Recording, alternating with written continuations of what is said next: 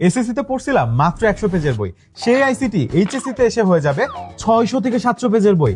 এখন বাজারে থাকা এই 600-700 পেজের বইয়ের মধ্যে থেকে কোন বইগুলো পড়লে তুমি তোমার এ প্লাস কনফার্ম করতে পারবে জানতে পারবে এই ভিডিওতে। মুজিবুর রহমান স্যারের বইটা কেন আমার বেশি ফেভারিট? শুরুতে দেখো এই বইটা কিন্তু অনেক বেশি কালারফুল, তার ফলে ইমেজগুলো কিন্তু আসলেই দেখতে কেমন সেটা তোমার জন্য বোঝাটা অনেক ইজি হবে। তার পাশাপাশি এখানে অনেক ধরনের ডায়াগ্রাম ইউজ করা হয়েছে, প্রচুর অঙ্ক আছে। এই অঙ্কগুলোকে এমন ভাবে এই বইয়ের মধ্যে ডিজাইন করে দেওয়া আছে যে আসলে তুমি বুঝতে পারবে কোন ধাপের পরে কোন ধাপ আসলে করতে হবে, কোন লাইনগুলো ইম্পর্টেন্ট সেগুলো অনেক সুন্দর করে কিন্তু এখানে কালার কোটিং করে দেওয়া আছে। সাধারণ চলিত ভাষায় কিন্তু বইয়ের জিনিসগুলোকে ব্যাখ্যা করা হয়েছে।